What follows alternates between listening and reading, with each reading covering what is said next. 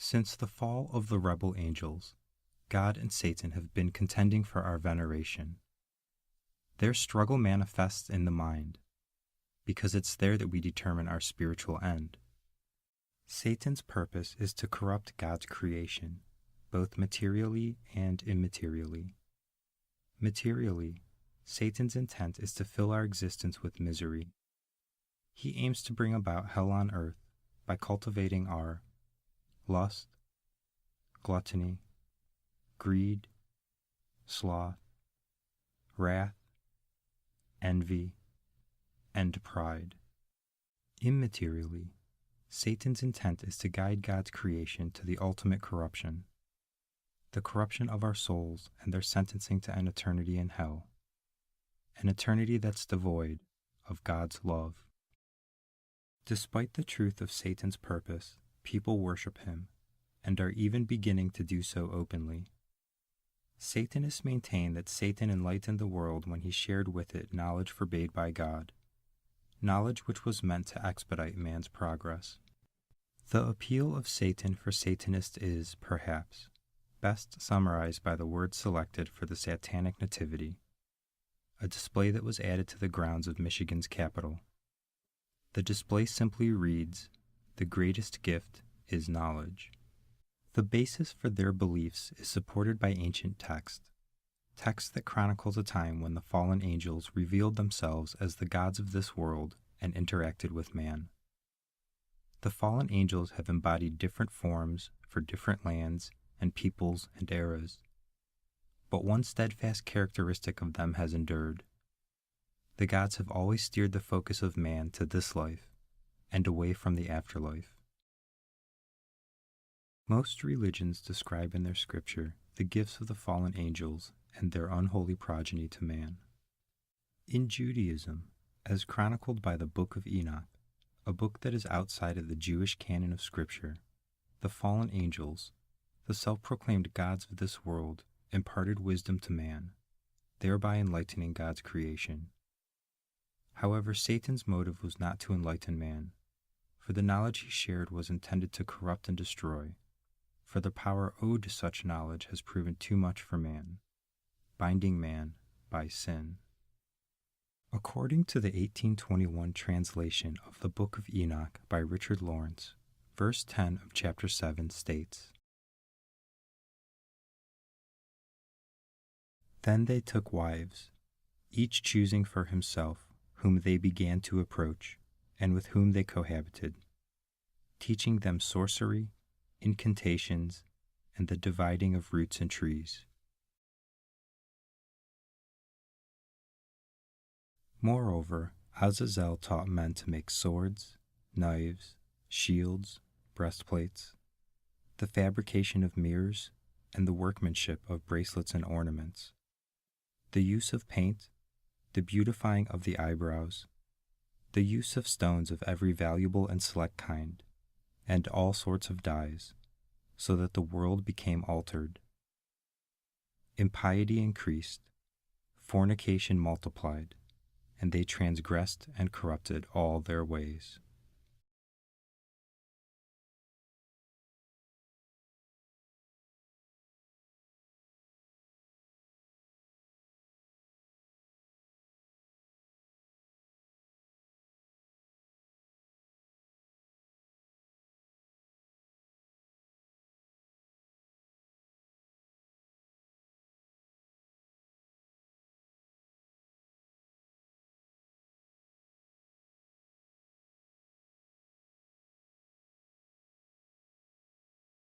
And men, being destroyed, cried out, and their voice reached to heaven.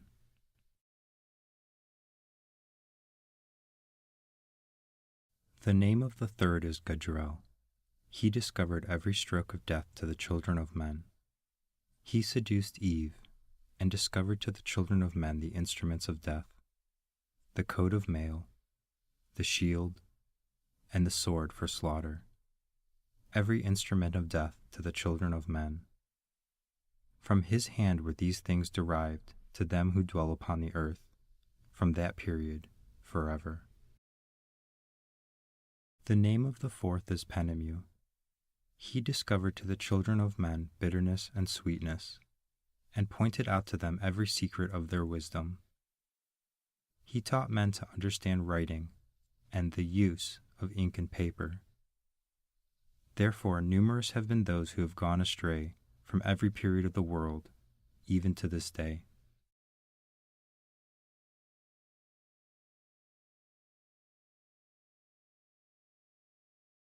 The name of the fifth is Kaisied. He discovered to the children of men every wicked stroke of spirits and of demons, the stroke of the embryo in the womb to diminish it, the stroke of the spirit by the bite of the serpent, and the stroke which is given in the midday by the offspring of the serpent, the name of which is Tibet. Just as there are ancient manuscripts that explicitly credit man's heightened awareness to the fallen angels, there is irrefutable evidence that man has worshipped them throughout history. Man has prayed to the gods of this world not only for their blessing, but even their divine intervention, and man's prayers have always been made to the god or gods best suited to answer them. The belief that every god commands at least one realm or aspect of the material world suggests that every god revealed itself to man to master such a place or thing. If the ways in which Satan has improved man's welfare are examined, then a profound conclusion is reached. Man's progress owed to Satan is measurable only in the material world. Curiously, for a being who once held high prestige in the immaterial realm whence he came, Satan is silent on matters pertaining to man's spirituality and inevitable course, which requires every man and woman to transcend death. Satan neither has taught, nor will teach us, how to prepare for the afterlife, which is integral to his strategy for our deception. Remember that God, through the 10 Commandments and words and acts of Jesus, the Christ, has provided instruction on how to live a righteous life, and his instruction is the only true law. God has affirmed that if we obey his law, then our souls will be delivered to heaven upon death. In other words, if we disobey his law, then our souls will be delivered to hell and belong to Satan. Satan's deception steers the focus of man, a spiritual being, to the material world, and furthermore convinces man that he is solely a material being. If Satan deceives us, then a sequence of cause and effect is likely to ensue. If we are deceived, then we are likely to abandon concern for the afterlife. And if we abandon concern for the afterlife, then we are likely to disobey God's law by completely indulging in the pleasures of the material world. And if we disobey God's law, and heartfelt regret is absent, then we ensure the delivery of our souls to Satan upon death. Which is the purpose of Satan, the ultimate corruption of man, the corruption of the soul. Our society, with all its conveniences, or what we perceive to be beneficial, still pales by comparison to the kingdom of heaven, with respect to the peace afforded to us. Despite all that Satan has given us, he cannot provide the security we receive when we have a relationship with God. He can only deprive us of it. Nothing that Satan can provide is worth an eternity with God. Even if Satan were to offer you the entire world, with all its pleasures, in exchange for your soul, then the proposition would be unjust. Such was shown to be the case when Jesus encountered Satan in the wilderness, which has come to be known as the 3 temptations of Christ. The confrontation occurred after Jesus fasted for 40 days and nights, and Satan intentionally chose this time to exploit Jesus' weak condition. Satan ultimately offered Jesus all the kingdoms of the world and their glory, in exchange for Jesus' worship of him. Satan attempted to use Jesus' feeble state to leverage the worth of all material things and sensations desirable by man, an indication that Satan knew his proposition was unjust. However, Jesus too was aware and rejected the ruler of this world, saying, "Go, Satan, for it is written, 'You shall worship the Lord your God and serve him only.'" The world throughout the ages has inherently belonged to Satan, and he therefore has the authority to lease some or even all of it to us in order to facilitate his bidding and the theft of our souls.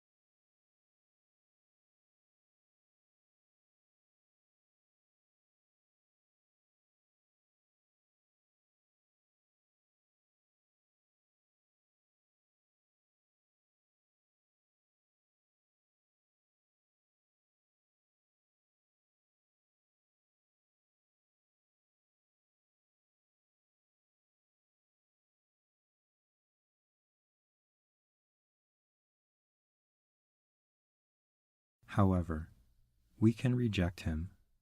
We can reject the tempter as Jesus did. Our minds, bodies, and souls do not inherently belong to Satan.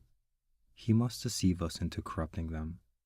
He touts the glory of the world and steers our thoughts to material things, inviting us in our transitory state to seek power, pleasure, prestige, and possession, all of which are surrendered in death, yet ensure our second death. Remember that you are a spiritual being and your time on earth is but a brief segment of your overall existence. An afterlife awaits you. The teachings of Satan neither exceed material benefit nor spiritually prepare you. His purpose is to lure you away from God, but nothing he can provide is worth a relationship with God in this life or the next. Satan has taught us many things, but what he won't teach us is how to attain eternal salvation. We should not judge Satan by what he has taught, but by what he has withheld, and only then will we see Satan for what he truly is, a being of malice and not benevolence, for he does not love us as God does. Only a life that appeases God can see its soul to a spiritual paradise, and Satan's purpose is to prevent this. Although society inundates us with Satan's lure,